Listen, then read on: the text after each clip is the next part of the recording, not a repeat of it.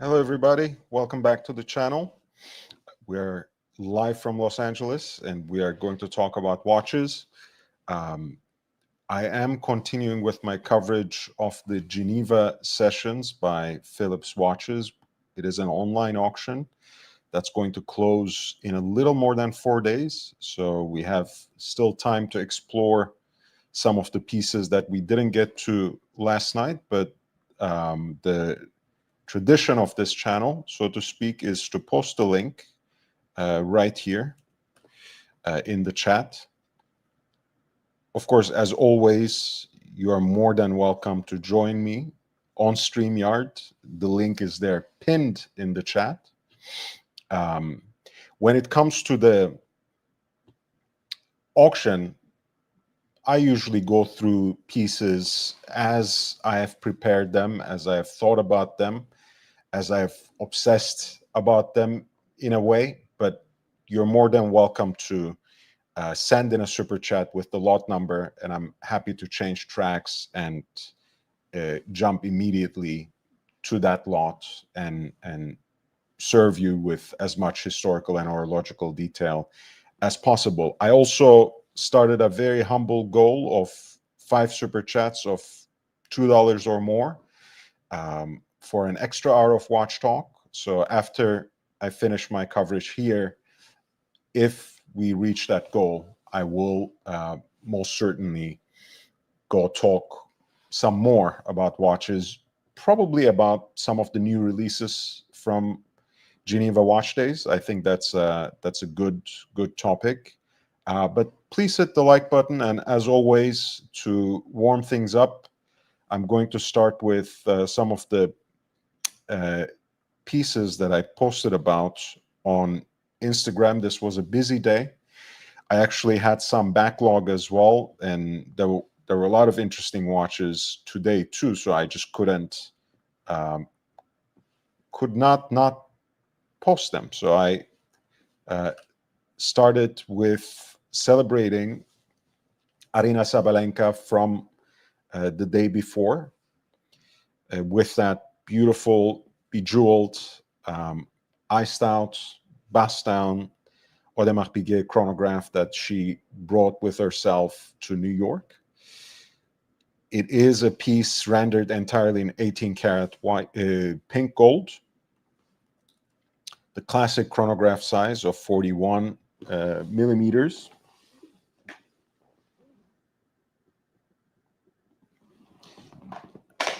And it is set with a whole bunch of brilliant cut diamonds, basically all over the on the case. There are 134 brilliant cut diamonds, which is about 1.88 carats. 40 brilliant cut diamonds on the octagonal bezel, which is a little more than a carat. 331 brilliant cut diamonds on the dial, on the pavé dial, which is almost a carat. And then on the bracelet, and as you can see, it is again completely covered with brilliant cut diamonds with the tapering interlinks exposed.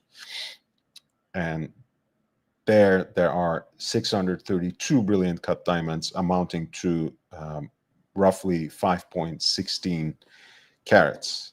The trophies, by the way, for the US Open are incidentally made by Tiffany and Co.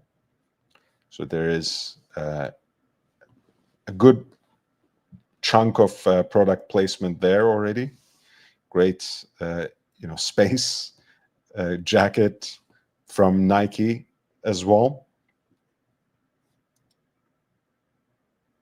And this is a more glam look that she chose after for the photo shoot. That was when she was first presented, and this is a little bit later. Yeah, it's. I think it's a great look on her. I think she has been an amazing ambassador for AP. In a way, obviously in the sport, I'm not sure if anyone can ever replace Serena Williams. Of course, never say never, but the legacy that she has put out there as the greatest of all times, I think, is pretty undeniable.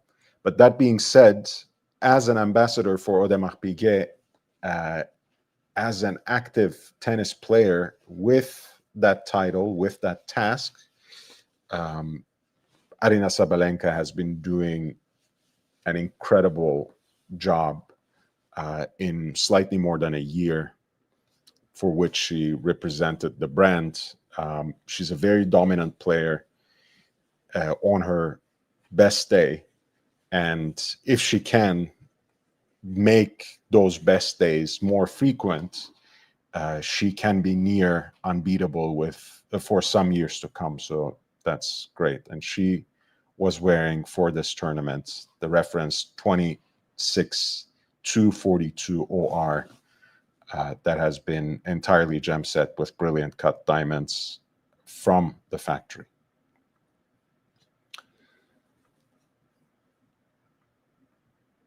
Let's skip ahead a little bit and celebrate another ambassador, or a testimony, as Rolex prefers to call them, who likewise has some big shoes to fill. Of course, Rolex hedged their bets in a way, precisely because, again, as an ambassador, as the Rolex testimony, Roger Federer casts such an outportioned, disproportionate shadow that you couldn't just, I think, bank on a single person to replace him. So Rolex doesn't only sponsor the tournament and Carlitos Alcaraz, but also Yannick Sinner and many other athletes as well, of course, within the sport of tennis. So Rolex was going to win earlier today at any rate, but it was Carlos who won, and now he has basically two of each of the Grand Slams, except for Australian Open, which I think he has never won. But with this win in the 2025 US Open, he has won Wimbledon twice. He has won Roland Garros twice, the French Open, and now also the Wimbledon twice as well. And he wears a piece that has come to be associated with his name. I have seen people nickname this piece as Alcaraz. I think he deserves it with everything that he puts together on the court, which he sums up as triple C, right? Cabeza, corazón, and cojones. And he's wearing the 18 karat yellow gold Rolex Daytona on the Oyster Flex bracelet, and with the turquoise dial. The reference number is 126518LN 0014 for the turquoise dial. Here are a few more looks.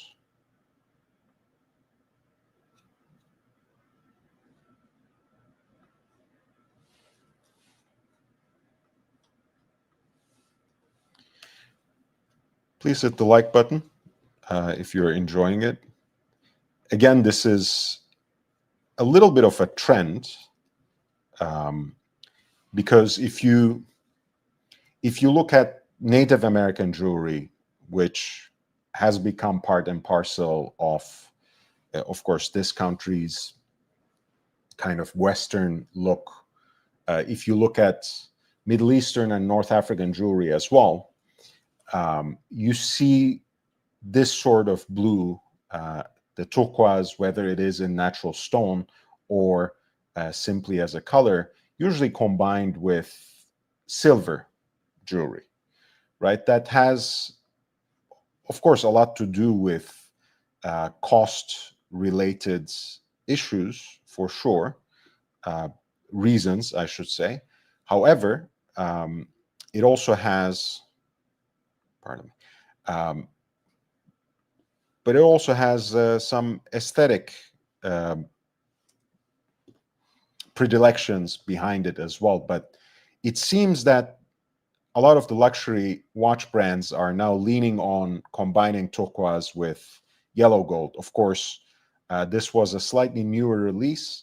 AP already a few years back had shared 37 millimeter Royal Oak in yellow gold in its entirety with a natural stone dial. So this might be another new trend, right? I'm not saying that it's been never used as a combination, right? Rolex had um, all sorts of day dates and even precious metal datejusts with very interesting stone, wood, and Stella dials. So obviously you can find some examples of it, but um, the general idea of combining turquoise with yellow gold seems to be coming in vogue uh, for one reason or another. But I'm guessing that we will see more of this. OC, thank you for your support for the upvote. Hopefully, as the broadcast goes on, we will get more support as well. But I appreciate you guys. We are looking at one of my favorite characters in the Rolex universe, in the Rolex family, uh, Tom Christensen, the Danish motorsports icon, also known as Mr. Le Mans, uh, precisely because he has won the 24 hours of Le Mans um, for a record 9 times, 6 of them back to back between 2000 and 2005. And his tryst with Le Mans starts, I think, in 1997, when he's called in basically as a last minute replacement. He relates part of this story along with lots of interesting details and very precious insights into his mentality in a recent, decently new Rolex short, a short documentary called Don't Blink. You guys know Rolex has that whole series called Rolex Presents. I've talked about it in a more general way before, but it's really their way of giving a more human perspective on people who are part of the Rolex family, people who are Rolex testimonies, and it's also their way of showing their audience and their potential customers why these people are such a great fit with Rolex. And you will see that the watches themselves don't play the lead role in those documentaries at all, which I think is actually a brilliant touch, right? In Don't Blink, which is the Tom Christensen documentary, it's about 8 minutes long, and you catch a glimpse of the watch he wears, mostly from the bracelet side of things. Um, so it's kind of incidental to everything else that is going on, but it is part of the picture and it completes the picture. And I was really happy that a friend of mine posted this photo in his Instagram story. And I instantly, of course, sought it out. Bob NYC, thank you for the thumbs up. And figured out what he wears on the wrist, and that it's probably the same watch that he wore in the documentary as well. And it is one of the new white gold pieces with the so-called reverse panda dial, you might say. It's the 126509 0001 18 karat white gold on the matching oyster bracelets with the bright black and stainless steel dial. That's, or rather, bright black and steel dial, which is interesting, right? You know, that they would call that color for the chronograph register steel and place it in a white gold watch. But anyways, I think it's a great looking watch. Might be one of my favorite precious metal versions of it that's not on the Oyster Flex. Of course, Tom Christensen has been part of the Rolex family as a testimony since 2010, and he was also honored on the occasion of the 100th running of Le Mans in 2023 because he was the Grand Marshal of the race that year. And of course, who else, right? It is Mr. Le Mans, after all, and his Daytona. And finally, this was quite a surprise for me because I spotted basically Jason Biggs, Mr. American Pie, and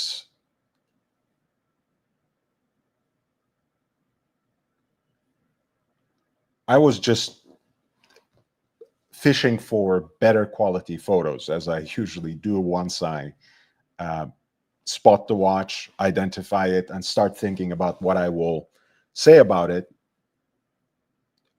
I try to provide the best quality visuals. And then I realized that he has also pictures with his wife, and his wife actually has an arguably better and certainly more interesting watch on her wrist. These are actors Jason Biggs and Jenny Mollen, who I anoint as the horological power couple of the US Open. Jason Biggs wears the more predictable, more familiar Patek Philippe Aquanaut Jumbo in stainless steel on the tropical black rubber strap, the 5167A. And Jenny Mollen wears a beautiful example of the Audemars Piguet bamboo in 18 karat yellow gold with a diamond dial.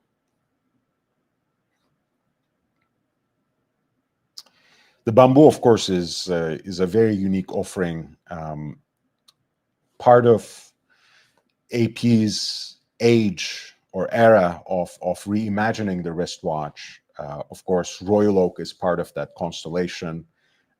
So is the bamboo. So is the cobra.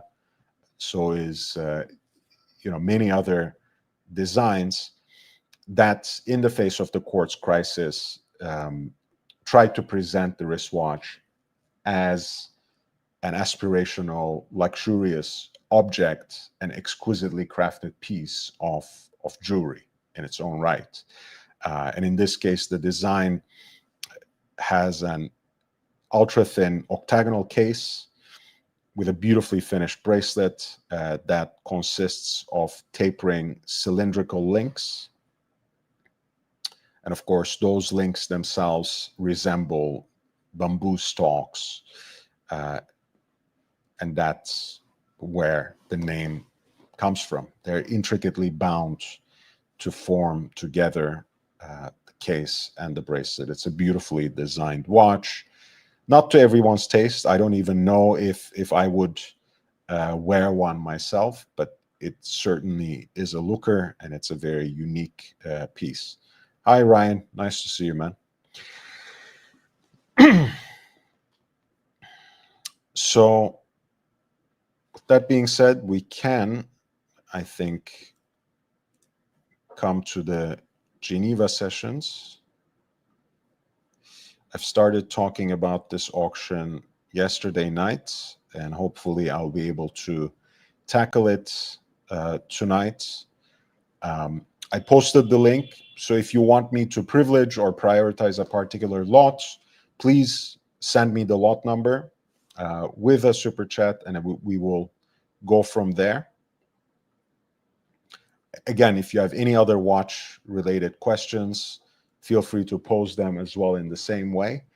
I will try to focus on watches that I didn't cover and didn't start to cover yesterday, and move from there. Let's start with a usual suspect at lot number 6. This is the FP Jaune chronomètre bleu, the watch that has perhaps redefined the contemporary take on the dress watch. You might say it is the ultimate blue chip piece on the secondary market. Just think about the price point that every single up-and-coming independent brand chooses for their time-only wristwatch, right? You know, it's usually more or less the equivalent of how the FP Jaune chronomètre bleu trades on the secondary market.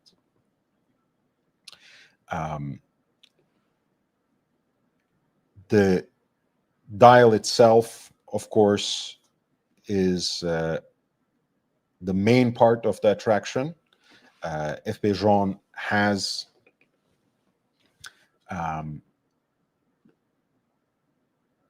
its own dial maker, of course, as an integrated manufacturer, in which, at least at some point, Vacheron Constantin had a stake.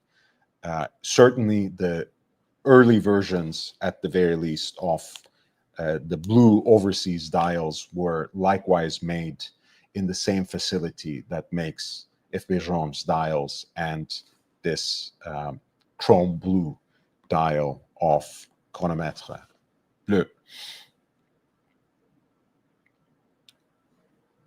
Of course, this watch is essentially a more simplified, more distilled version of the actual entry point to the FP Jaune world of watches. It's a simpler version of the chronomètre souverain, basically, that doesn't even have the power reserve indicator. It also has a smaller case, 39 millimeters in diameter, which I find personally to be more wearable than the 40, especially for this specific genre. And of course, the case is actually crafted from tantalum, which has this gunmetal shade that pairs quite well and rather uniquely with the blue of the dial. The movement is, of course, rendered in 18 karat pink gold in its main plate and bridges, as with most 99% of contemporary FP Jaune watches. And even if Jaune is not necessarily known for its superlative finishing, I've always personally liked the architecture of the movements themselves that seem to show just enough and still remain suggestive and compelling in terms of their design. And this is certainly the case with the way these bridges are cut to expose the barrels and frame the barrels even, and also put the balance wheel itself on a horizontal line at the center of the attraction.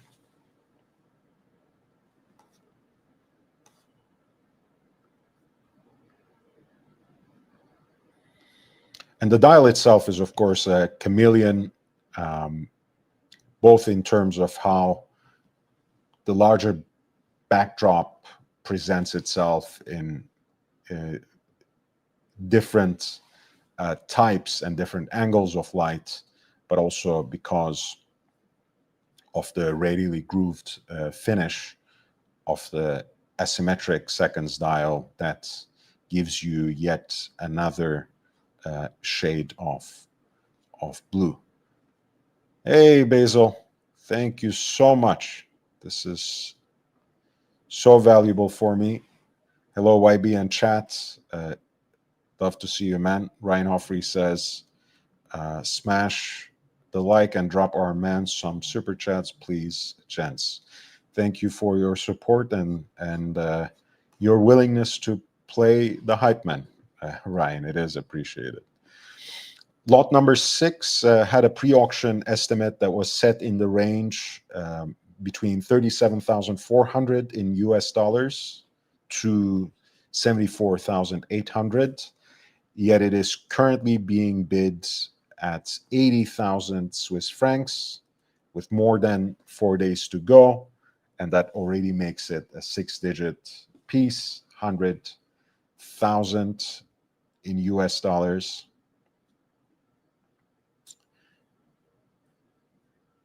For the FP Jaune Chronomètre Bleu at lot number 6.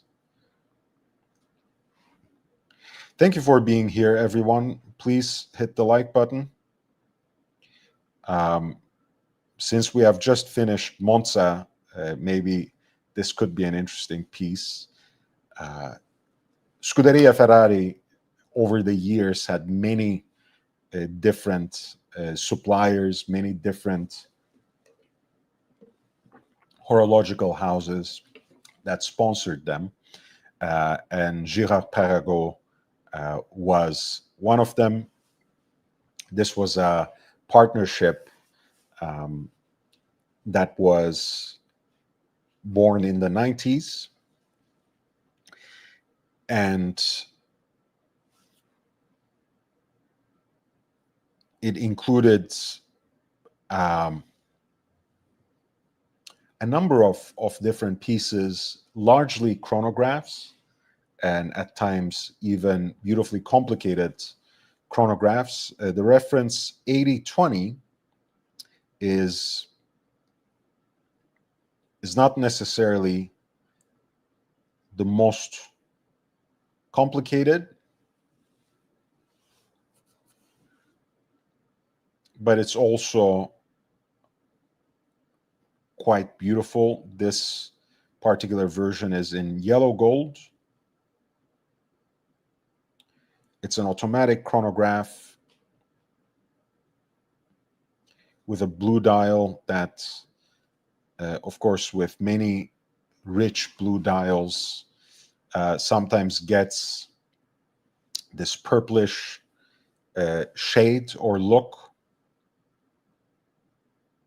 Continuous running seconds at 3 o'clock, 30-minute totalizer at 9, and a 12-hour counter at 6 o'clock, with a date window launched between 4 and 5, and the Ferrari symbol, the prancing horse, at 12 o'clock, taking center stage, where the brand's own signature simply wraps around,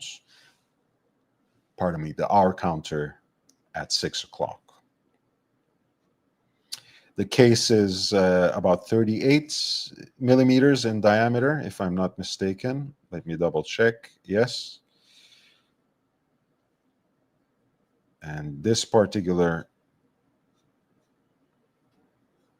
example, as you can see, it's marked with the Ferrari logo in the back as well, which is a closed case back, manufacturé spécialement pour Ferrari, and number 61 in gold.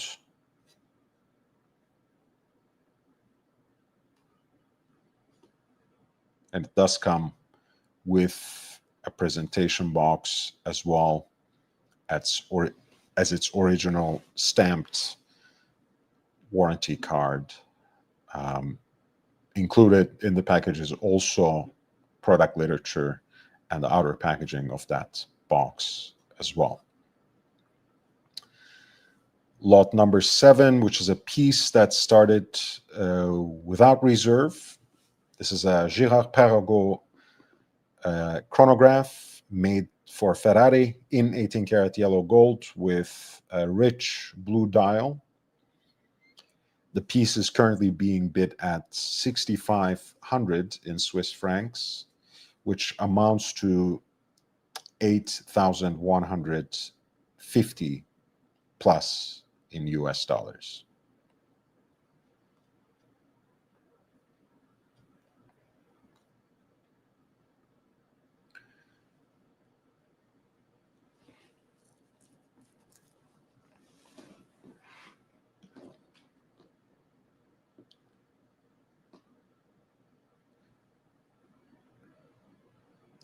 I want to share with you what I've already previewed in a way in my thumbnail.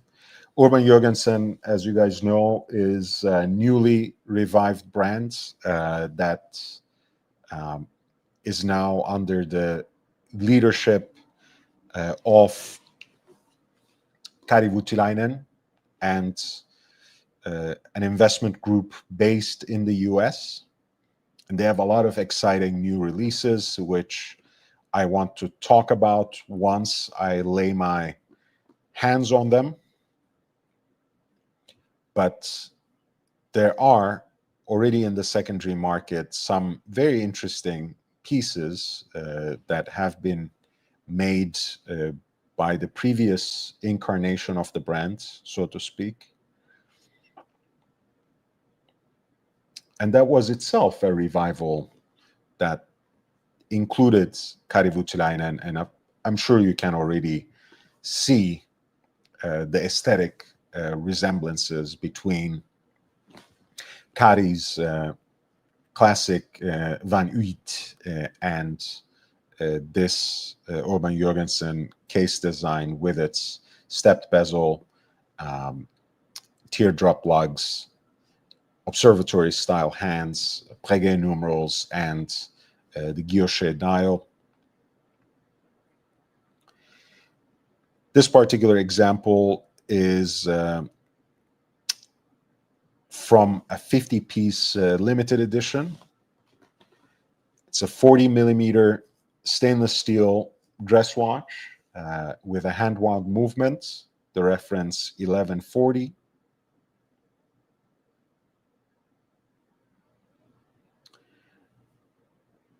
It has a gold-toned, kind of a lemon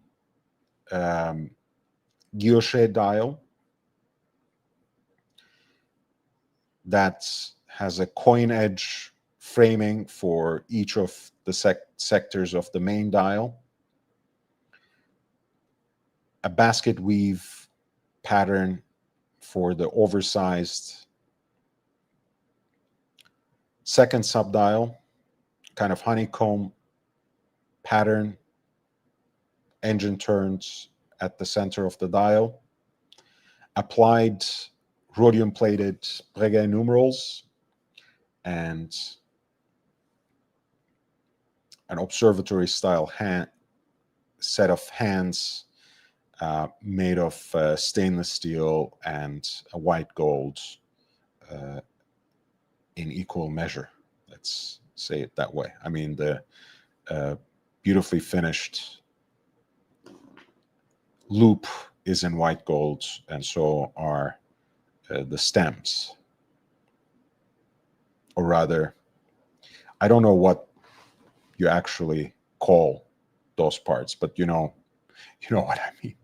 Sorry, I'm blanking out a little bit at this time of the night, but I'm sure you understand. Hey, Ducky, nice to see you, man.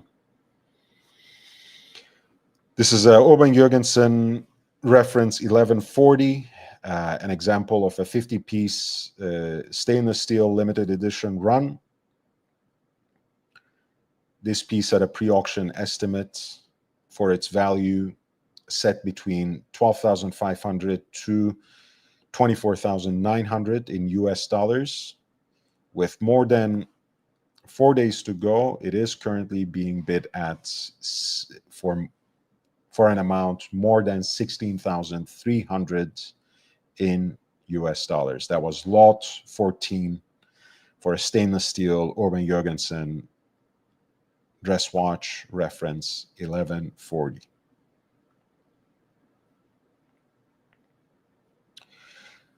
Lot number 16 is another piece that started without reserve. Space One is a micro brand, a relatively affordable brand that started as a collaboration between Guillaume Lédé and Théo Offray. Théo Offray is actually one of the rising stars of the independent watchmaking world, operating out of Paris, who has first come into public attention with his win for the Jean Prize for young watchmakers. And Guillaume Lédé, you might know from his work in reviving a number of different heritage brands, a couple, I should say, perhaps, Vulcane and Nevada Grenchen. So Space One basically takes elements of futuristic and even space. I mean, imagine space-influenced designs and tries to render them in approachable price brackets with also interesting complications that usually seem out of reach for that price point. If you go to their webpage, at some point, you will see, pardon me, a version of this jump hour piece, which I think it's mostly sold out, but something similar to this exists in about, for less than 2,000 euros, let's put it like this. But this was, I believe, a particularly limited edition, which was made for Perpetuel Gallery, which is a Dubai-based retailer, if I'm not mistaken. It's the Space One Jump Hour from a limited run of 25 pieces, titanium with a green brushed finish.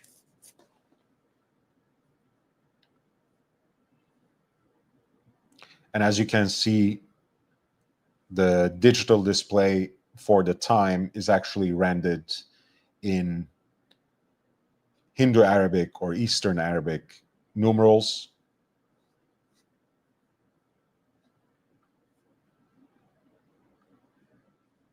This is how the watch looks from behind. The movement, I believe, is a modulated Soprod P024, self-winding.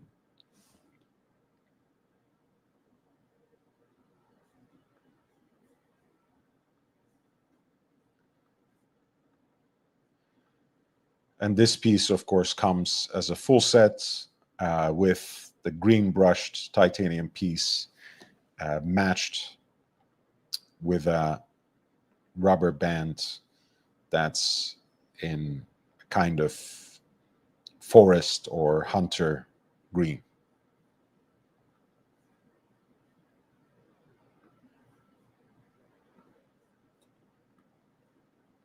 This was lot 16 for a piece that started with no reserve.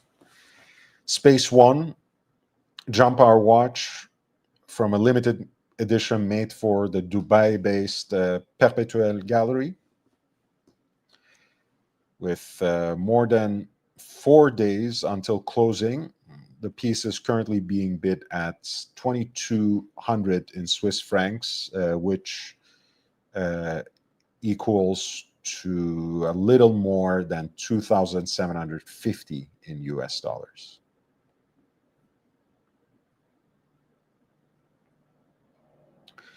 Continuing on these designs that certainly confound some of our commonsensical expectations from horological design is the Uhrwerk electromechanical control, UR EMC.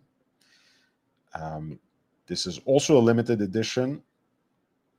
Lot 15 is actually number 38 out of 55 pieces.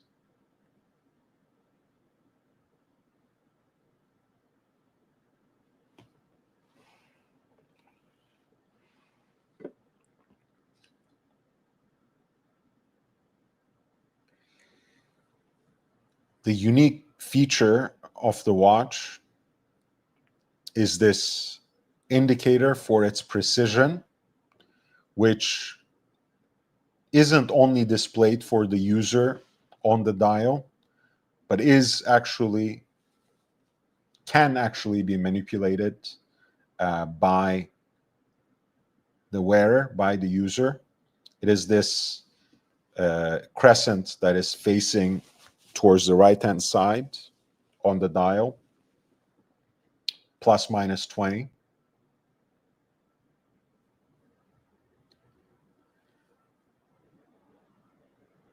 Going in the clockwise direction, next to it is a subdial for seconds.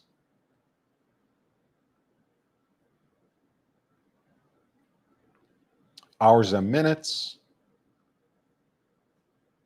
and the 80-hour power reserve indicator.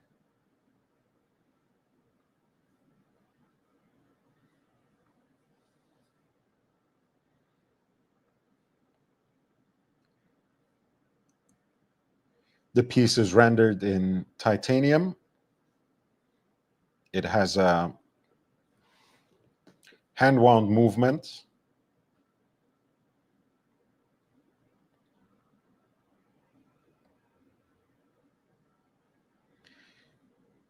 And you are basically rotating the handle on the right-hand side of the watch to activate the precision generator. And when you push the button on the bottom left side, you get the control of the vibrations per hour of the balance wheel, and the precision of the watch is thereby indicated on the dial right here.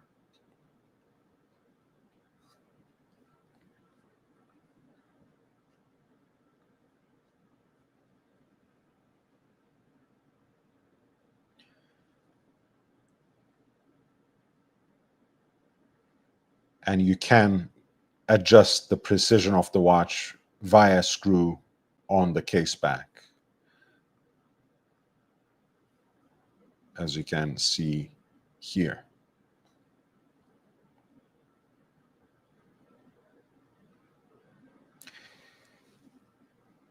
This piece was awarded in 2014 with the Best Innovation and Mechanical Exception Awards at the so-called Oscars of the horological world, Grand Prix d'Horlogerie de Genève, GPHG. And again, this is number 38 of 55-piece limited run.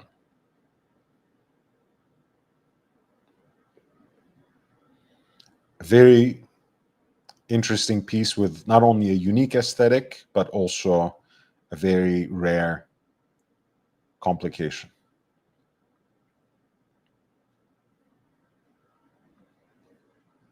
This is lot number 15 for the Uhrwerk electromechanical control. The piece has a value estimated before the auction to fall within the range of 37,300 to 74,500. It hasn't yet attracted any bids, but the starting bid would be in the range of 37,600 US dollars.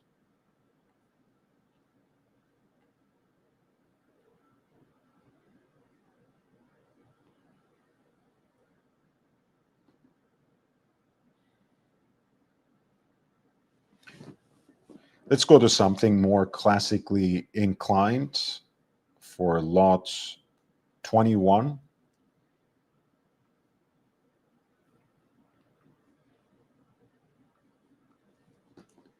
We're looking at a Vacheron Constantin patrimony ultra-thin perpetual calendar.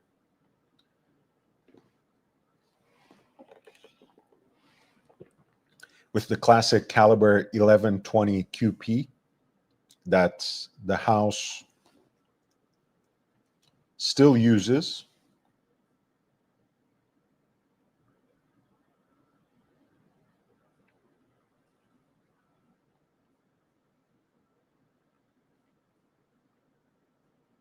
This is a beautiful piece in pink gold.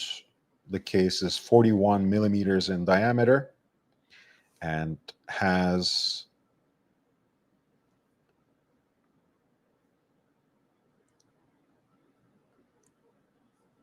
a bewitching sunburst blue dial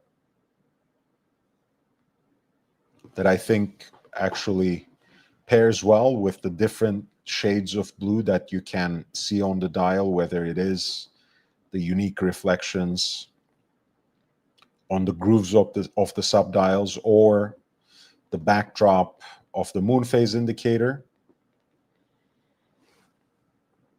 Of course, the caliber 1120 QP is based on the classic self-winding tractor caliber JLC 920.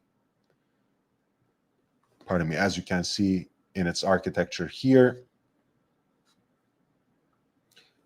But what is very particular to the Vacheron rendition of that movement is the subdial here at 12 o'clock, which actually includes the entire 4-year cycle for the months, for the month indicator, where you can, of course, also see when you fall within the 4th year of that cycle, within the leap year, so to speak.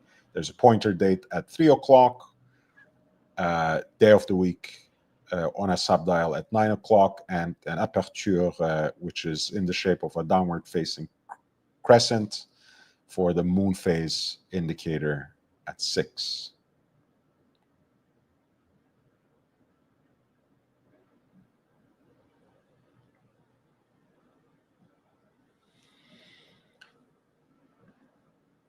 Unfortunately, the moon itself doesn't show in this picture. Let me see if it ever appears. It does not. But that moon phase indicator disc is actually rendered in Chanlevé enamel with the moons themselves being hand crafted. Or rather hand finished, I should say.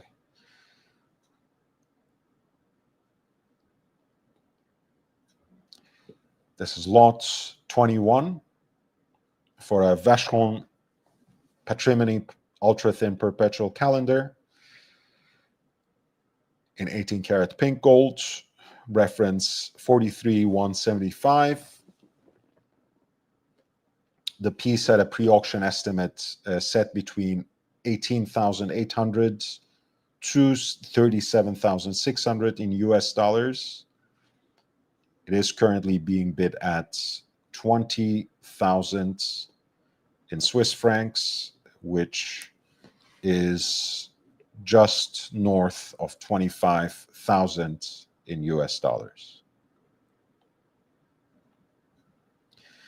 All right, we are slowly winding down. Of course, if I get somehow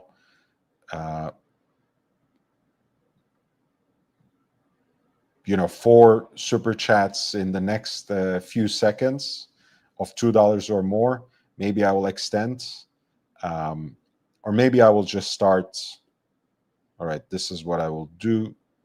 If I get in the next 15 minutes a single super chat of $10 or more, I will add an extra hour of watch talk to the schedule today. Otherwise, I will explore 2 or 3 more watches tonight, and I can always come back to this another night. Let's continue with something more usual and more predictable. It is a Nautilus Jumbo in precious metal, the 5711 Line 1R in 18 karat pink gold with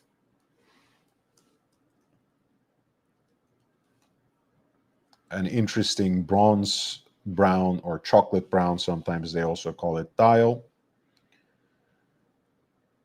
The 5711, of course, is now discontinued.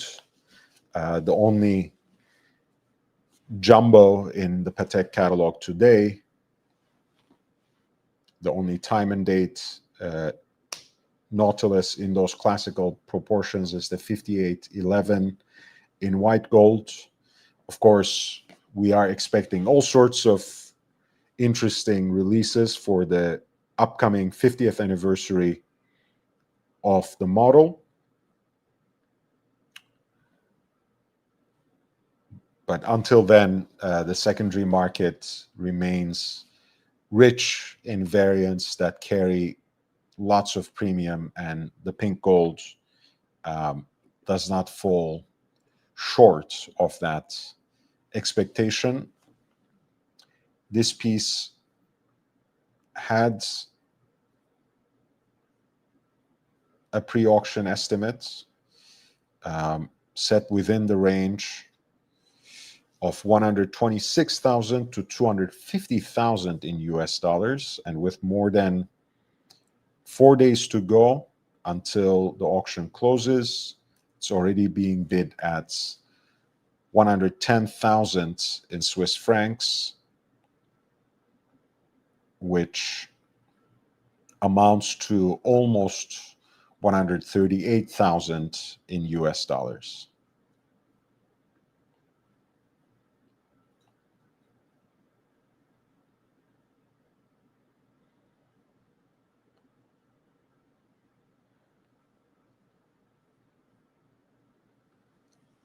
Its counterparts in the world of aquanauts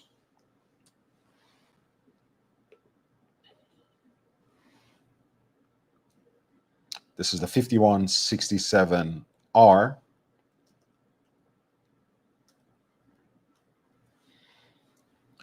The Aquanaut Jumbo in 18 karat pink gold with a chocolate brown dial with the signature globescape pattern.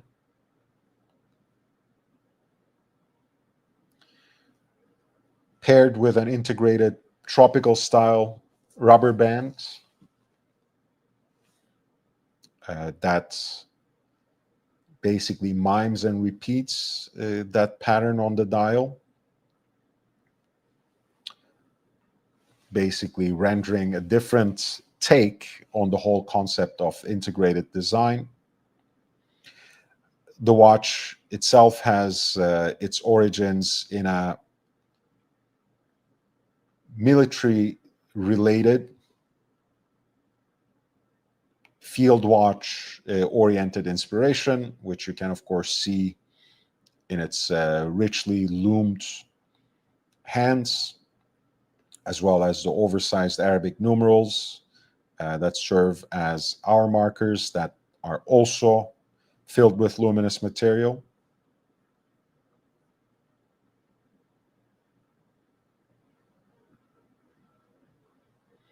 This particular example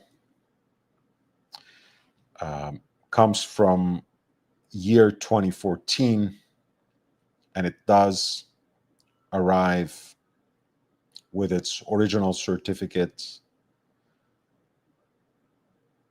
and the accompanying product literature, the leather wallet to hold those documents, its fitted presentation box, as well as the outer packaging.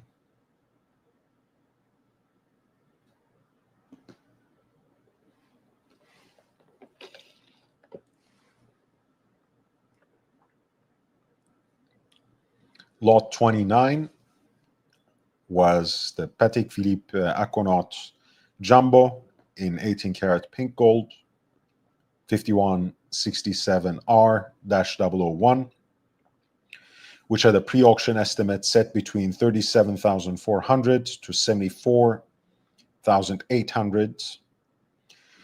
The piece is currently being bid at 55,000 Swiss francs, which amounts to almost 69,000 in US dollars.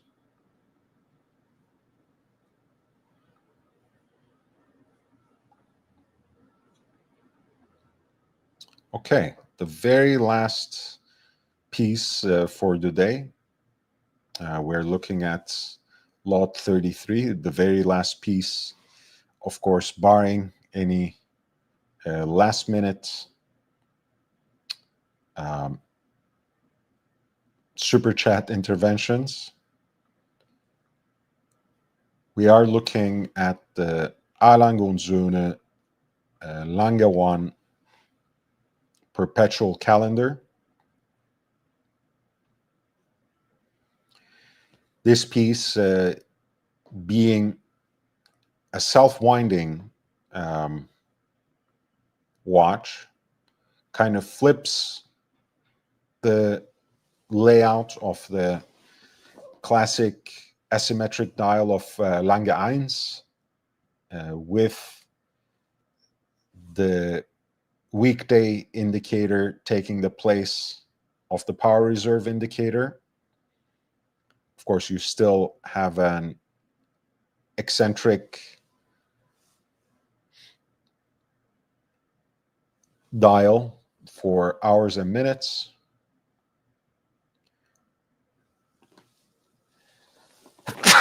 Pardon me. Also, small second subdial that here integrates a moon phase indicator at traditional 6 o'clock. You have an opening which serves as a leap year indicator, and that forms part of an arrow that actually indicates the month on the periphery of the dial. Of course, there's a grand date, a 2-digit display of the date at 10 o'clock in relation to that eccentric dial for time telling. And as always, there's a masterful use of typography on this salmon dial that not only uses the signature of the brand and the indicators, but also the name for the complication in German, aber natürlich, on the dial as Ewiger Kalender, right here, perpetual calendar.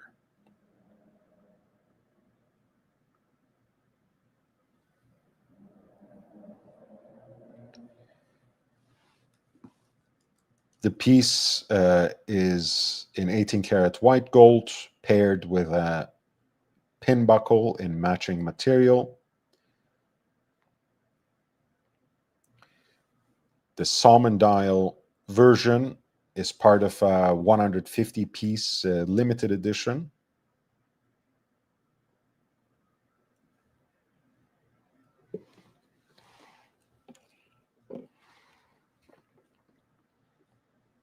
And you will see here, as with the contemporary iterations of the moon phase indicator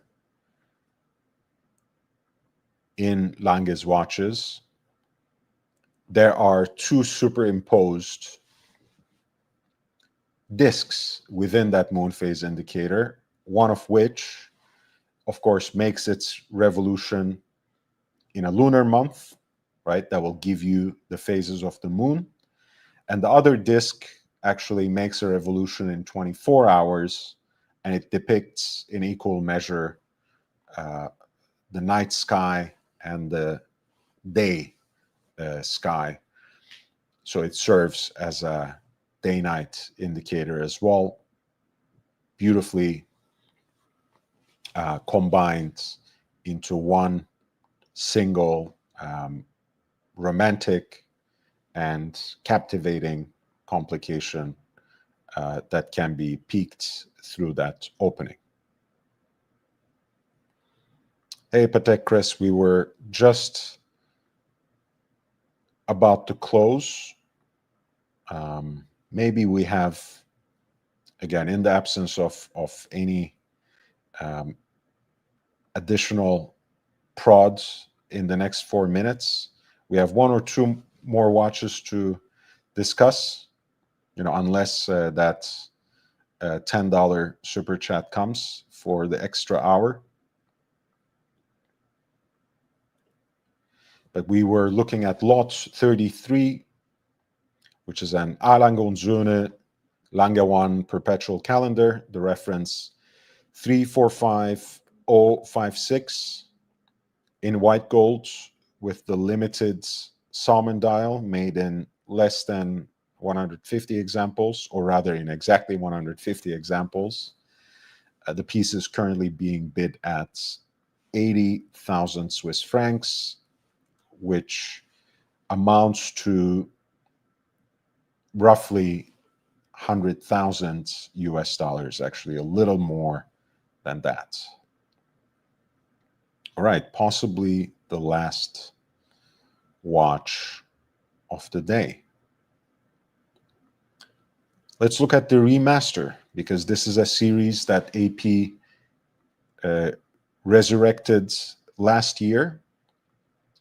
It was a pretty special watch when it came out, because they decided to start a series, start a new collection in their catalog with the inauguration of their Musée Atelier, the new museum and workshop that they have opened at their De Brassus headquarters. And the purpose or the intention of the series was to draw attention of the collectors to some of the unique designs from AP's back catalog, from their vintage pre-Royal Oak eras, and revive those pieces with a modern spirit. Pardon me. This particular piece is basically an oversized version of classic chronograph that comes from AP's heritage. It was revealed in 2020 as a 500-piece limited edition as a reinterpretation of the vintage reference 1533.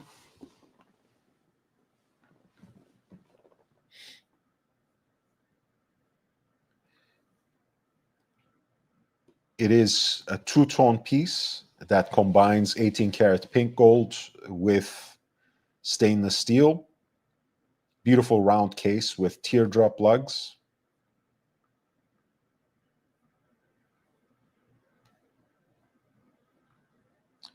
In this case, of course, unlike the original, it is powered by a self-winding movement, namely the caliber 4409.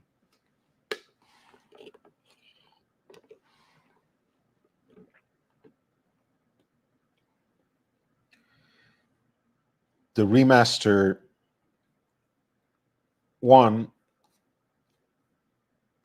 has also this beautiful vintage-inspired dial that may be slightly messy in terms of its choice of fonts, but I somehow really enjoy it within that chaos. It is a single Arabic numeral at 12, finely calibrated seconds track with a tachymeter scale on the periphery. It's hour, minute, and continuous seconds hand, which is indicated on a subdial at 6 o'clock, is rendered in gold on this champagne dial, whereas the chronograph hands, which includes a 12-hour counter at 3 o'clock and a 30/45 minutes totalizer at 9 o'clock, those are in heat blued stainless steel.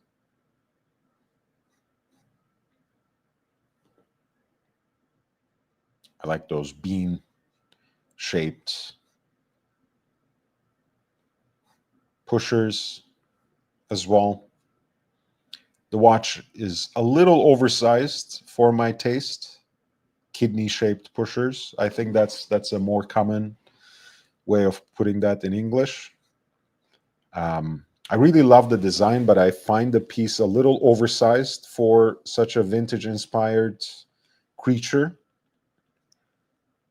because it is in 40 millimeters, and with those lugs especially, which are actually kind of large for classic teardrop lugs, it wears even larger than 40.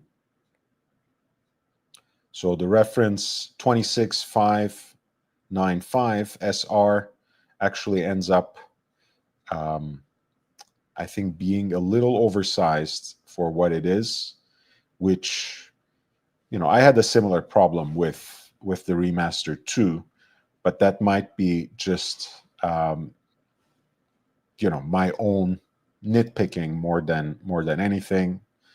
All these things being quite subjective.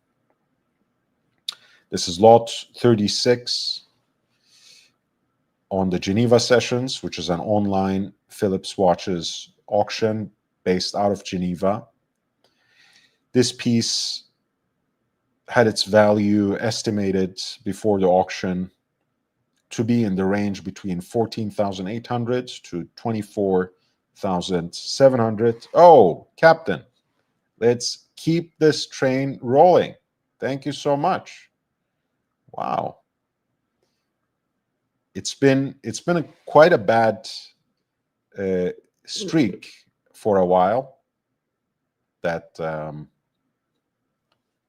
that we broke with the super chat. I love it. Viral X videos clip.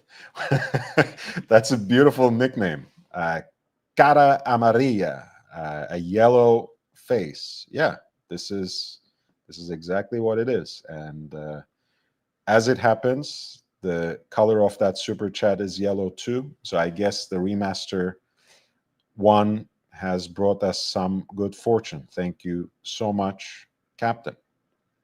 So we're going to go until midnight at least we have time, that means to finish the coverage of this auction. Captain, feel free to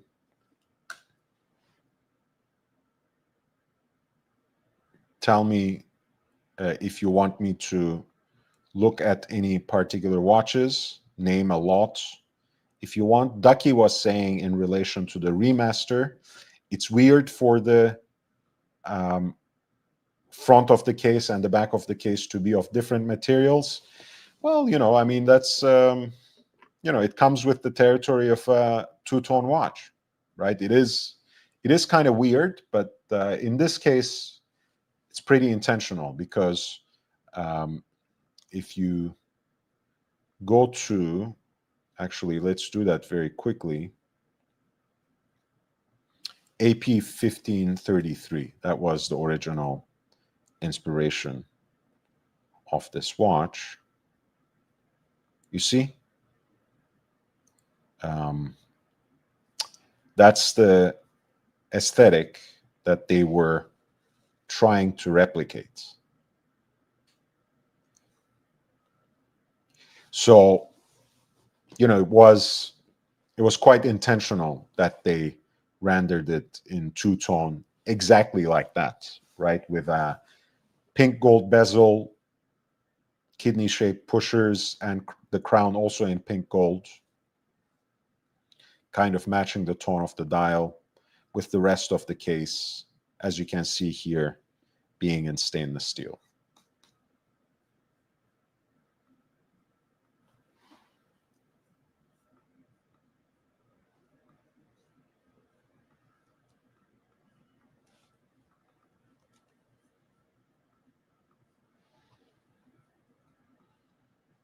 So this was the watch they replicated.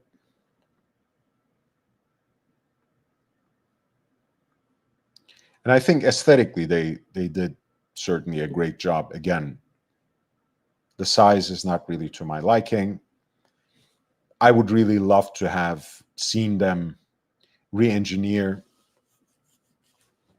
a new hand-wound movement, but that was not really the direction that AP was going with its chronograph movements. So I understand and respect that as well. But that was it.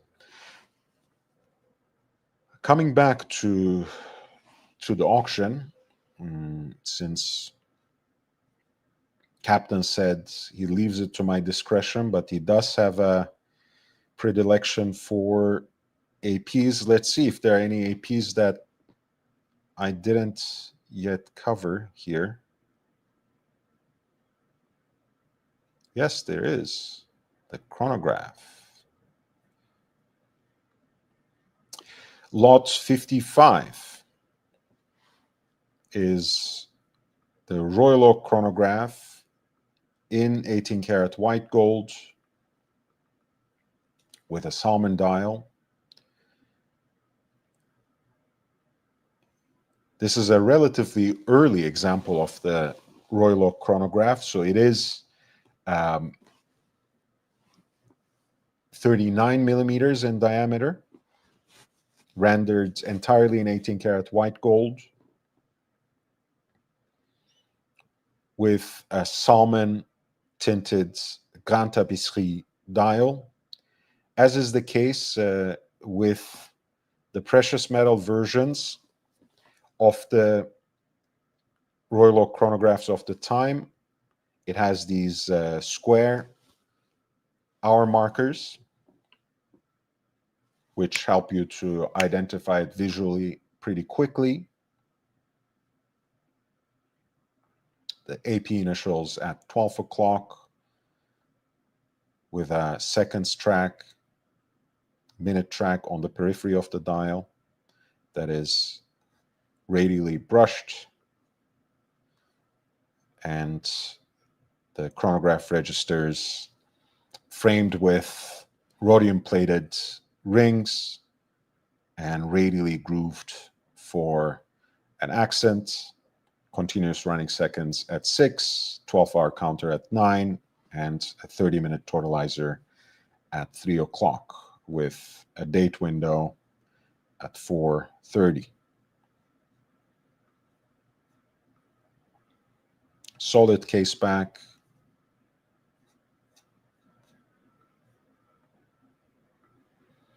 And in this case, the lot comes simply with a travel box, classic Royal Oak chronograph in a rare combination of white gold and salmon pink dial, 39 millimeters in diameter. This is lot 55 for the Royal Oak chronograph, reference 25960 BC, which is currently being bid at 42,000 Swiss francs, and that is roughly 52,700 in US dollars.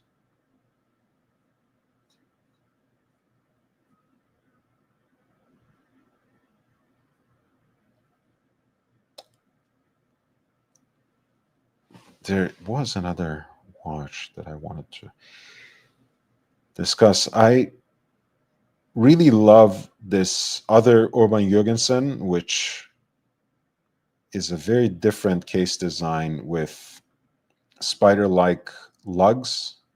The watch, with the combination of this case design and the black guilloche dial, has a much sportier look than the 1140 we looked at. This is reference 2140, rendered in white gold, 40 millimeters in diameter. Black guilloche dial.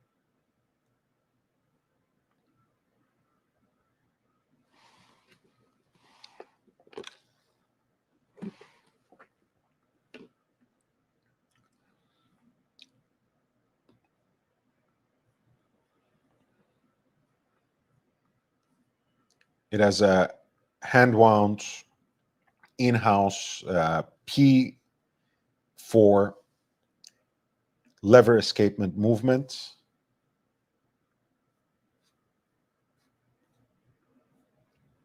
The dial again has that rather Spartan aesthetic, of course, with enough depth still with the two guilloche patterns and the coin-edged framing of the sectors. Obus-shaped white gold hour markers that are paired here with the observatory style hands, also rhodium plated, and an oversized subdial for the seconds at 6. Kind of beautiful three-hander rendered here in a rather Spartan form. Apparently, this was an edition that was commemorating the 245th anniversary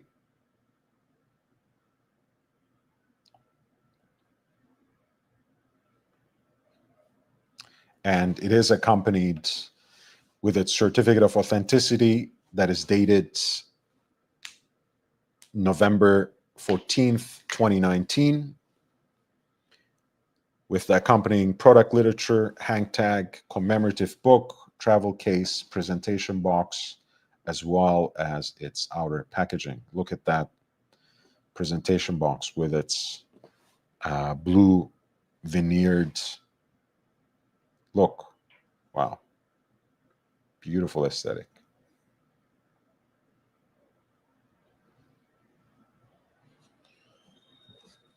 Pardon me. This really looks like like a sporty Karivutilainen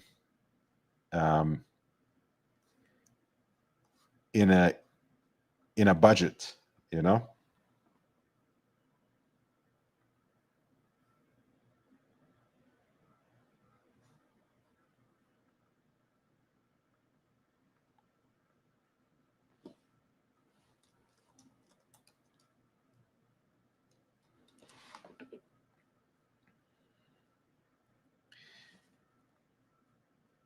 right here. I saved recently one of their new releases. I think it was Voutilainen Japan that posted it. Yeah, right here. Wow. This watch is just the sexiest thing. But the Urban Jürgensen is not too bad either. Right, this is Voutilainen 28 Sport. And look at the case design. Right, look at the lugs. It's a slightly different aesthetic. Of course, a much higher degree of decoration, both on the dial and especially on the movement. This piece also has some luminous material on the dial, both on the hour markers and the tips of the unique observatory style hands, which I like to call bird beak. But hey, if you don't have enough money for that, this Urban Jürgensen might cut it. It is lot 46 in 18 karat white gold with a black guilloche dial, the reference 2140, currently being bid at 15,000 Swiss francs, which is less than $19,000, although of course there are more than 4 days to go.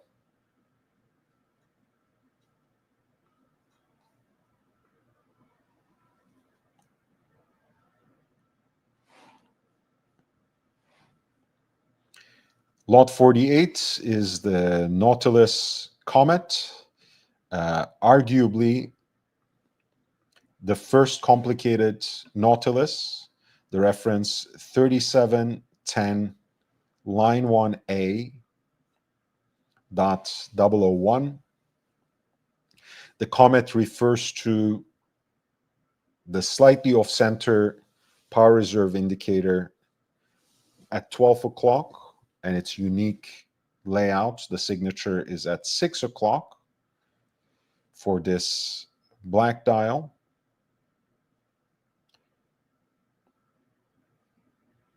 Which was at the time already quite unique, or kind of off kilter for a Nautilus rather than the classic ribbed design. Roman numerals that are filled with luminous material for the hour markers.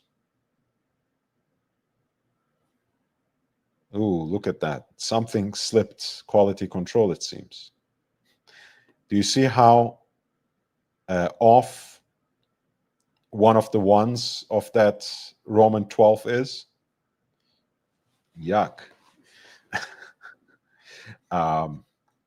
Hey, when it's in a slightly, vintage slash neo vintage piece, maybe it's a little bit more romantic, but not at this price point. I'll tell you that. This is a piece from 2001, by the way. It does come, the lot arrives with its stamped certificate of origin that is dated November 2nd, 2001. It comes with its fitted presentation box, the product literature, as well as the leather folio to hold those documents. This particular variation of the Nautilus was for a long time very undesirable. You could really pick it up for unbelievably cheap, especially in relation to the Jumbo, which itself wasn't nearly as aspirational as it is now and as it has been for the last 7-8 years. But once people started looking back at this time and looking at other variations of the Nautilus in the absence of the most contemporary or the original stainless steel rendition of the Jumbo, people have realized how unique and how rare this particular version is. Made only for about 6 years or so, and certainly in much more limited numbers than any variation of the Jumbo in stainless steel. The Nautilus Comet seems to have found at least own niche, we can say, at this point in time.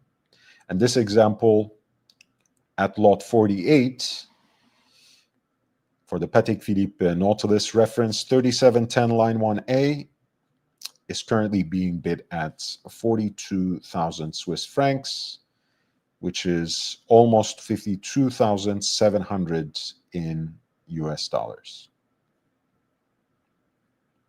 Please don't forget to hit the like button. Your support is always well appreciated. We are looking at the Geneva sessions, the Phillips online auction today. We are finishing our coverage, in fact, from last night. There are still a few more watches to cover. I want to go for lot 50, which comes from one of my favorite brands, one of my favorite independent makers, Anderson Genève.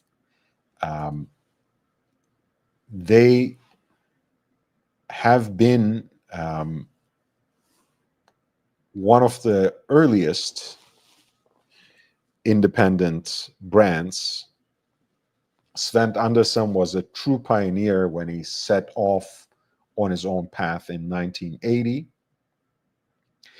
He has also occupied a leader and a mentor position in that segment of the industry among independent watchmakers, since he is one of the founders of the AHCI, the Academy of Independent Creators for watches. Anderson Genève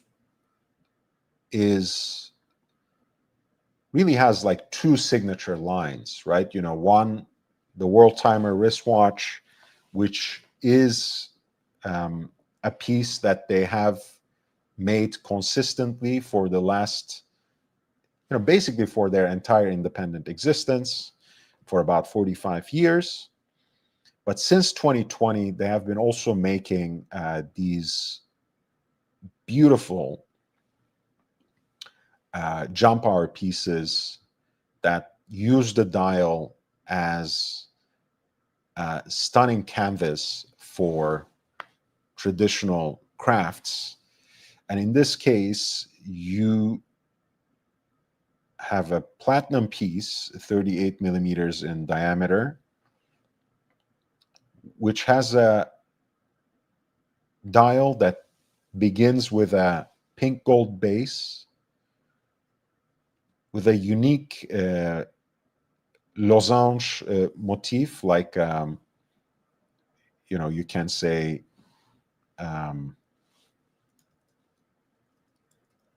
kind of like a diamond-shaped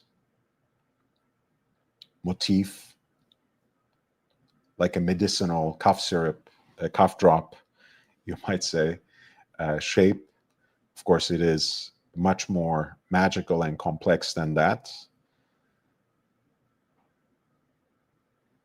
The jump hour is at 12 o'clock, right under the plaque of the brand signature. And at 6 o'clock, there's a subdial for the 60 minutes. Beautiful blued pivot there for that minute hand. A unique Claude Paris guilloche for that subdial of the minutes. And then a larger, more complicated design for the primary backdrop of the dial.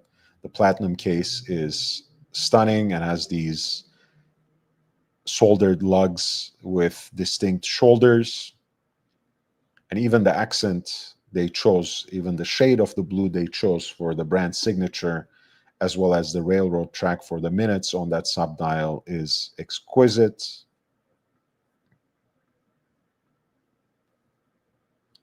And the movement itself, again, is framed with a blued gold ring that carries the brand signature as well as the number of the watch within this series, and a full gold rotor, which has its unique guilloche decoration as well. This is the Rising Sun edition that was a limited run of 50 pieces for the Japanese market. And it is number 4 out of 50.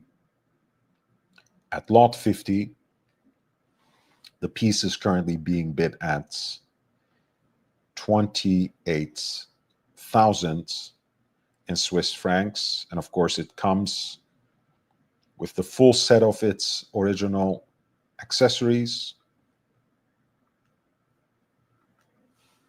And 28,000 amounts to something more than 35,000 in US dollars. And of course, there's still more than four days to go, pardon me, until closing for this auction.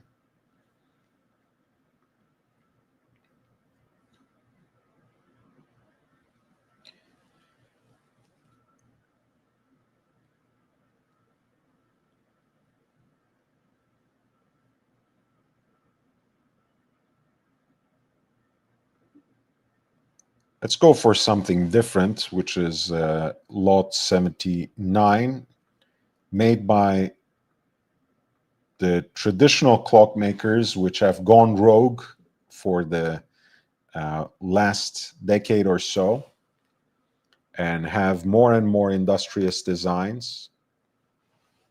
L'Épée has been more recently bought by Louis Vuitton. They still collaborate with other brands, though, at least for the time being. This particular piece comes from a limited edition of 99 pieces per color, 8 colors in total. This is the 50 Shades of Grey edition, apparently. Inspired by the grooved shell of the original Mark II grenade.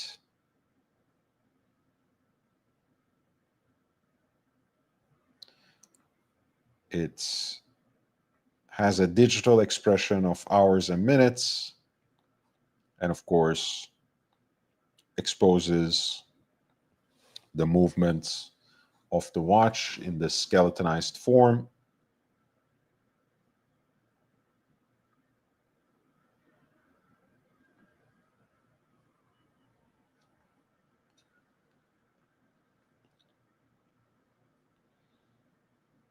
It has an 8-day power reserve, and you can wind it with the use of the key pin safely stored in the fuse-shaped frame atop the structure.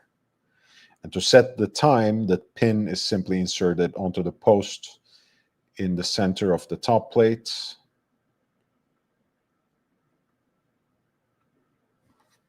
Which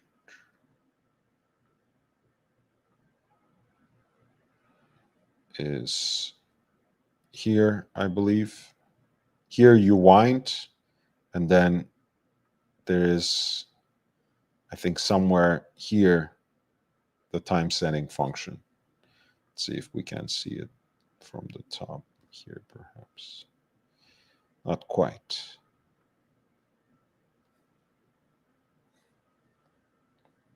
But you basically use this pin, which is very interesting, of course.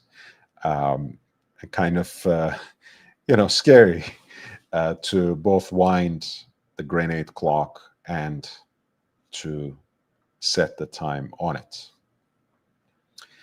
This is lot 79 for the L'Épée 1839 grenade 50 Shades of Grey, a limited edition of 99 pieces.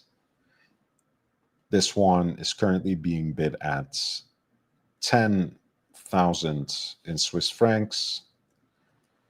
which is roughly 12,500 in US dollars.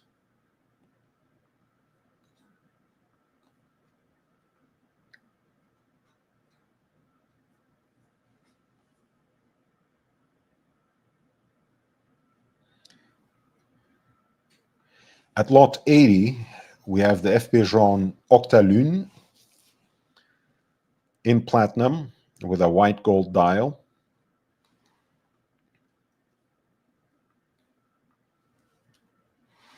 Since we have looked at the Langewan perpetual calendar, the Octalune might be an interesting alternative. Of course, it's much less complicated, right? At the end of the day, this is just a time and date watch with a power reserve and moon phase indicator, but a lot of people draw parallels between, especially the Langewan moon phase. Let's not use the perpetual calendar perhaps as an example, and the Octalune, which are both watches that have an asymmetric dial aesthetic, even though they abide by classical codes and have a moon phase indicator. Of course, you have the off-center dial here for the hours and minutes, which overlaps with seconds subdial screwed on top of the white gold backdrop. The dial itself is silvered guilloche, a 2-digit indicator of the dates that's roughly at 11 o'clock in relation to that dial.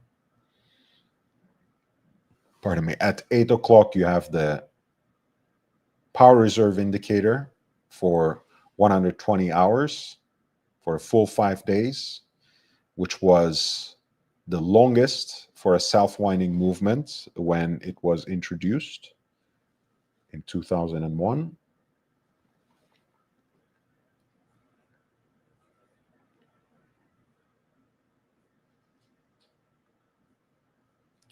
This piece is from 2008, so naturally the 40 millimeter platinum case is matched with a pink gold movement.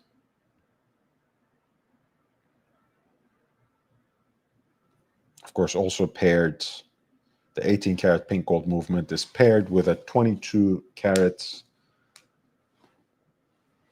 weight, oscillating weight, which has a guilloche decoration, and it is placed off center for maximizing its efficiency, winding efficiency.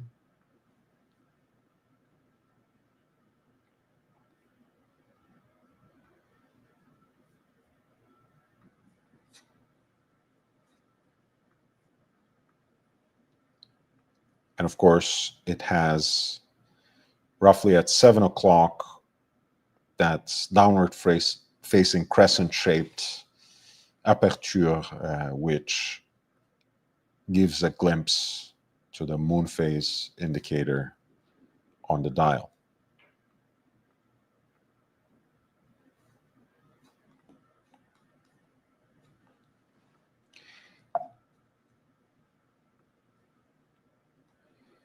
This piece is accompanied by an FP Jaune slipcase, so it's relatively naked, so to speak. It doesn't really come as a full package, but it does look like it is in excellent condition.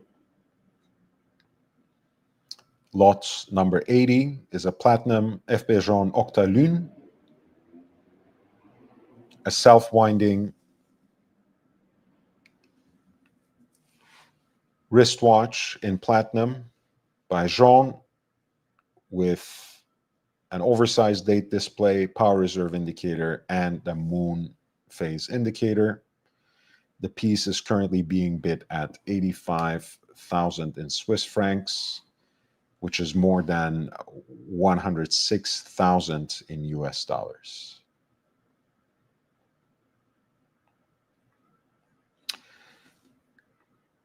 I'm I'm continuing with my coverage of the Geneva sessions, which is an online auction by Phillips. If you want to draw my attention to any of the remaining lots that I didn't yet have a chance to cover, feel free to send in a super chat with the lot number. We're looking at a Daniel Roth perpetual calendar at lot 77. This is a C117. It is a watch that has a historical importance for independent watchmaking, because for these early iterations of the perpetual calendar, Daniel Roth actually collaborated with Philippe Dufort to achieve an instantaneous perpetual calendar. They didn't quite get there, but this is still a semi-instantaneous mechanism.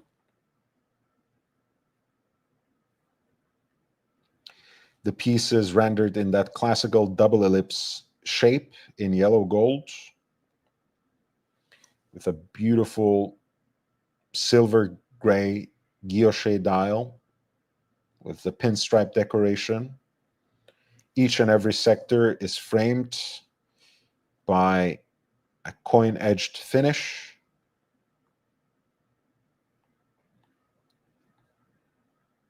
You have an off-center dial shunted towards 12 o'clock with Roman numerals that are laid out on a Breguet frosted track.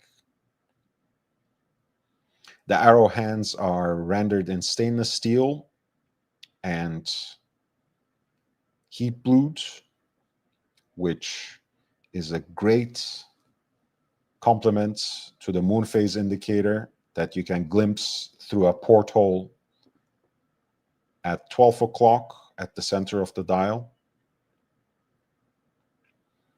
You have a pointer date indicator that overlaps with that main dial at 6 o'clock, and that encircles an indicator for the leap year. And right above that, flanking the stack for the hour and minute hands, you have the two apertures for day of the week and the month. What a beautiful piece. Here is a look at the number 21 of this series, which is inscribed both at the bezel that frames that exhibition case back and that guilloche decorated 18 karat oscillating weight.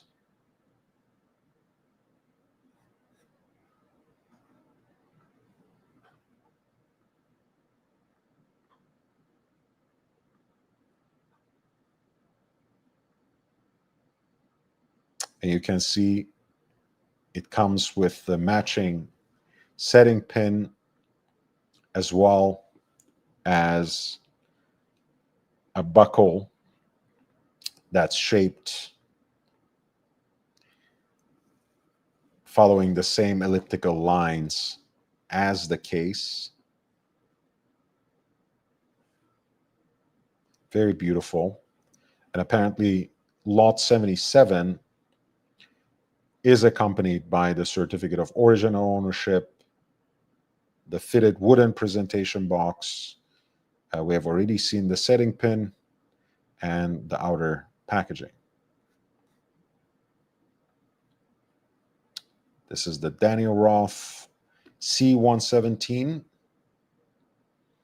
an early example of his perpetual calendar in yellow gold, fruit of a collaboration with Philippe Dufort.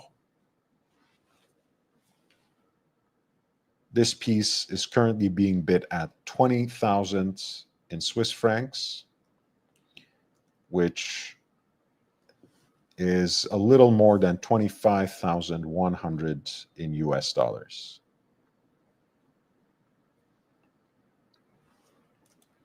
We have still about 15 minutes, so if you have any requests or any other watch-related questions, there's still time.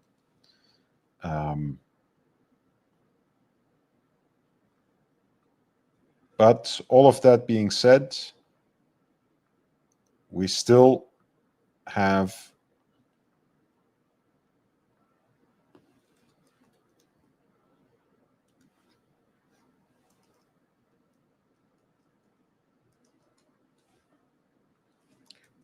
time for a few other pieces.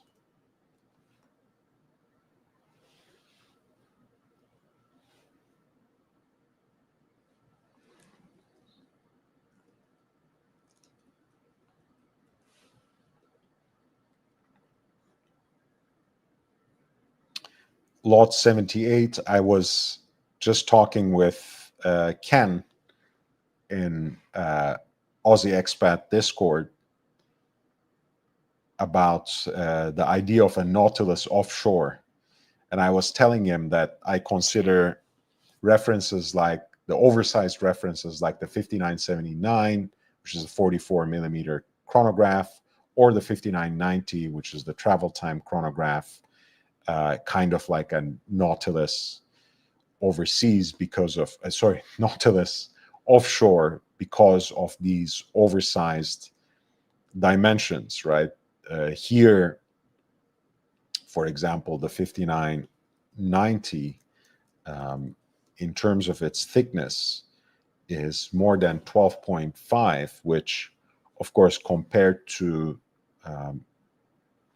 its contemporary jumbo, gigantic, right? You know, it's like, what is the jumbo? 8.5, roughly, in terms of thickness. So that almost adds another 50% on top of it. Of course, you know, in the defense of the reference 5990, it brings into the package two very useful complications, two very popular complications.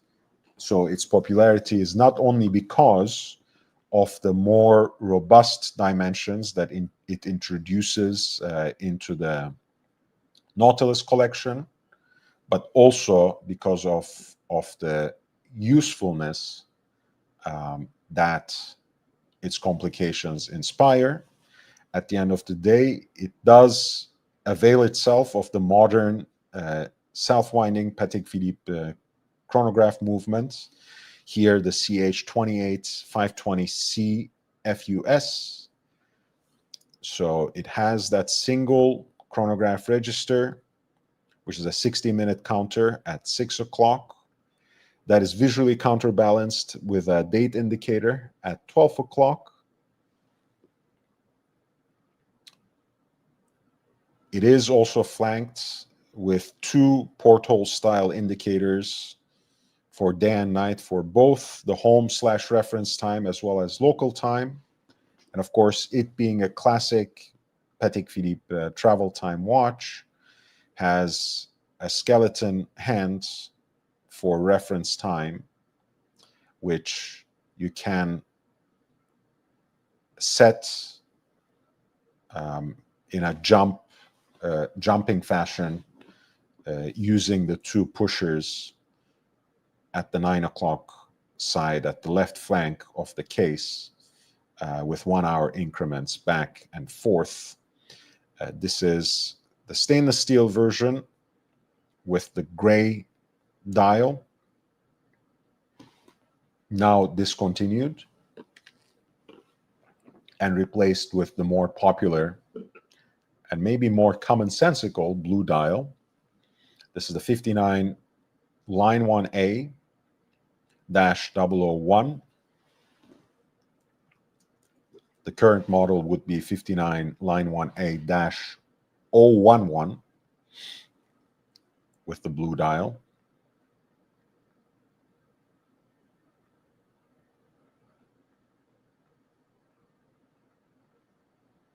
And it is also flyback chronograph. So column wheel, vertical clutch. So you might as well, in fact, use the centrally deployed chronograph seconds hand as your seconds hand, and perhaps use the reset function, the flyback function, whenever you actually need to start a new cycle for measurement.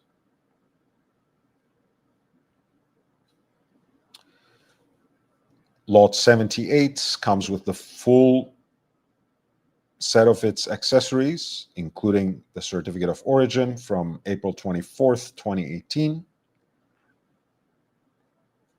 And it is currently being bid at 65,000 Swiss francs, which is more than 81,500 in US dollars. It's the last 10 minutes of the live show, so please hit the like button if you haven't already. It's well appreciated. I think I have set my sights on 2 more watches, unless again there are any last minute requests. Let's start with the Leo Messi chronograph. This is the AP tone-on-tone chronograph that combines tantalum and stainless steel. It was a limited run of 500 pieces.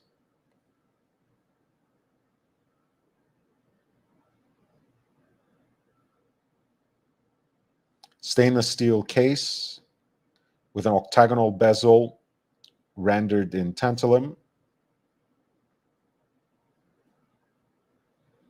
Silver outer rings for the chronograph registers that seem to mirror the stainless steel case, and a gunmetal gray dial that I believe is vertically brushed, which goes well with the tantalum bezel.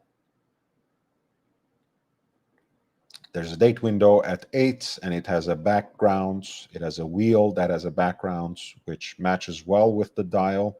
So it blends relatively well with the aesthetic. It is paired with a gray, anthracite gray rubber strap. The solid case back is signed both Royal Oak and limited edition Leo Messi, number 383 out of 500.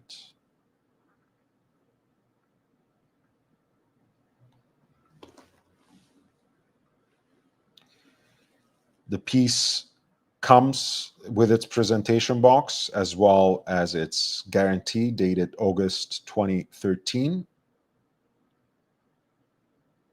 And the self-winding 41 millimeter AP chronograph with the reference 26325TS is currently being bid at 19,000 Swiss francs, which is more than 23,800 in US dollars, with more than 4 days to go.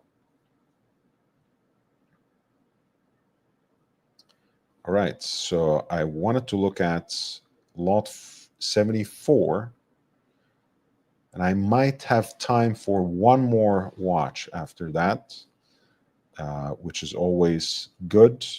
Please don't forget to hit the like button. If you are following me here from Instagram, please do subscribe. I have these live shows basically every night, at least 4 times a week, and your support most certainly encourages me, impels me to push forward and provide you with more content and with higher quality content. So all kinds of support is appreciated.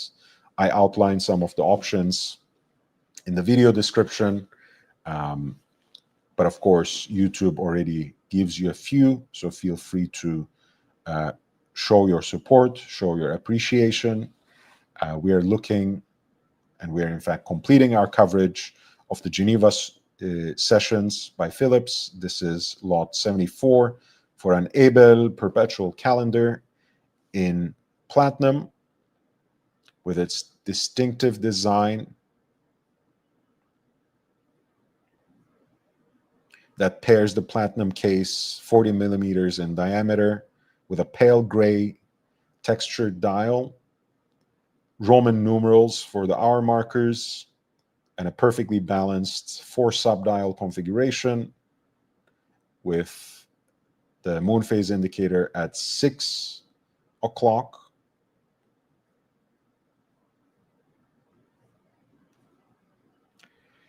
The 4-year cycle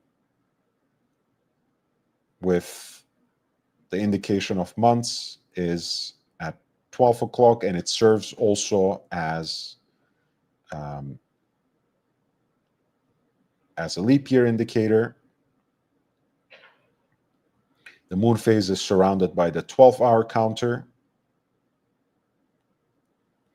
The continuous running seconds is at 9 o'clock, encircled by the days of the week, and a 30 minutes totalizer at 3 o'clock, which is surrounded by a pointer date indication.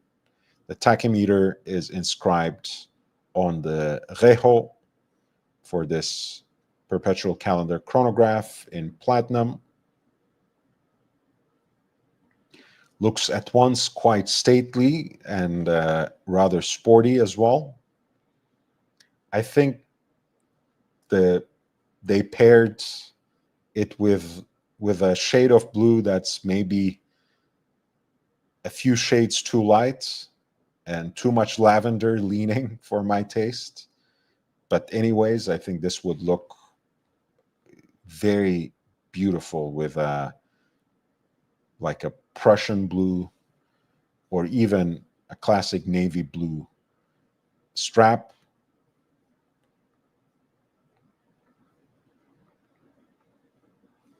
Solid case back that's marked platine, platinum.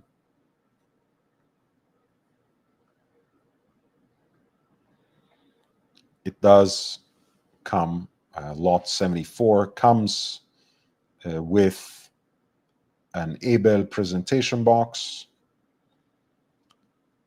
and the platinum case is paired with an 18 karat white gold déployant clasp signed by Abel. Abel perpetual calendar chronograph in platinum, reference 4136901 at lot 74 is currently being bid at 16,000 in Swiss francs, which is just north of 20,000 in US dollars. Right, we are coming to the last watch of our coverage for tonight, which is going to be a tough choice for me. I'm trying to see if I want to go with something I have never talked about or something that I hold near and dear to my heart.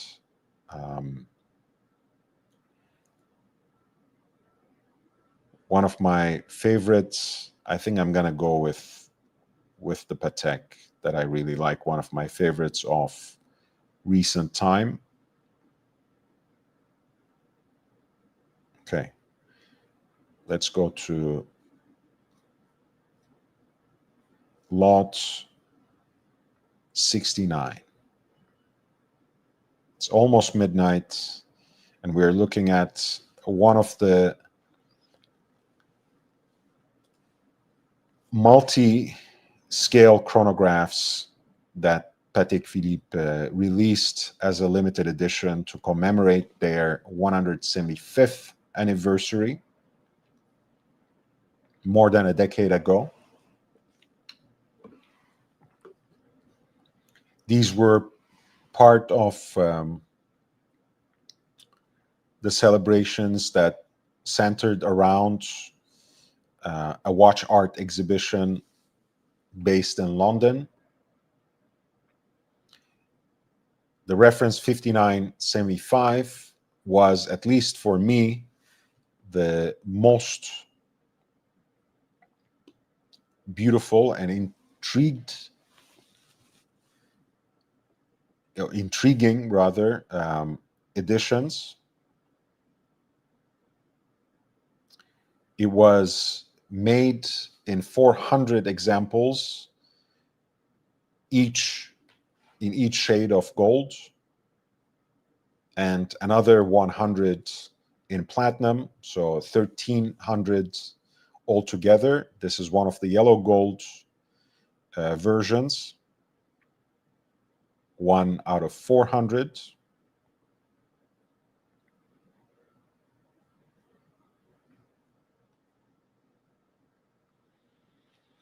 The piece has a multimeter scale with the telemeter scale inscribed on the periphery of the dial.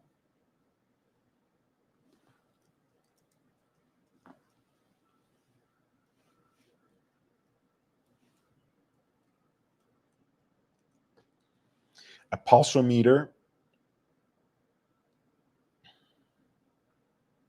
The telemeter, by the way, is a scale for measurement of distance to an event that can be seen and heard.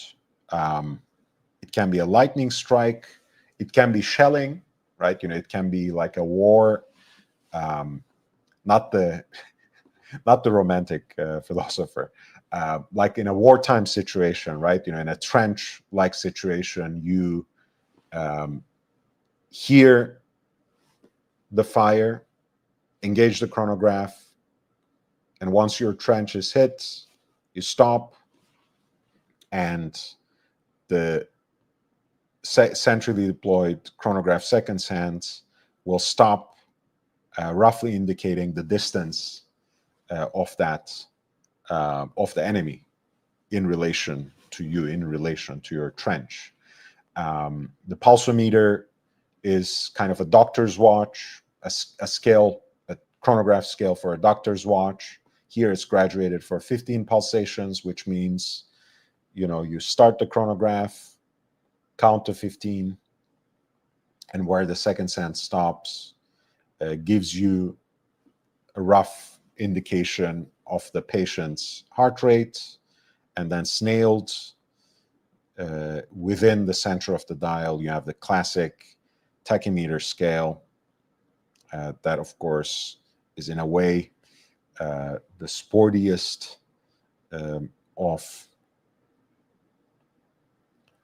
all these different scales and the most common, so it scarcely needs any explanation. This is really a beautiful, beautiful piece. I also love the case design with the stepped lugs here in 40 millimeters in yellow gold with an off-white multi-scale chronograph dial, with yellow gold furniture that beautifully matches the case material. The case back is inscribed with 175th anniversary, 1839 to 2014.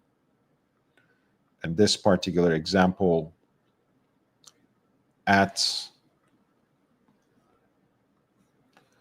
lot 69 of the reference 5975J001 comes with the full set of its original accessories.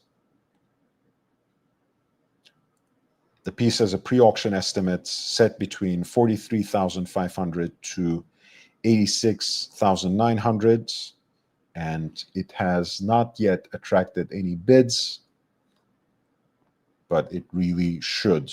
And there is more than 4 days to go, 4 days and 6 hours to go until it closes. So there is still time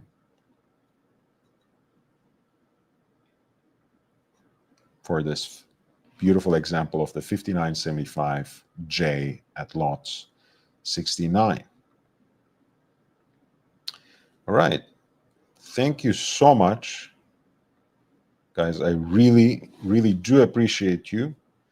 Thank you for staying with me until midnight.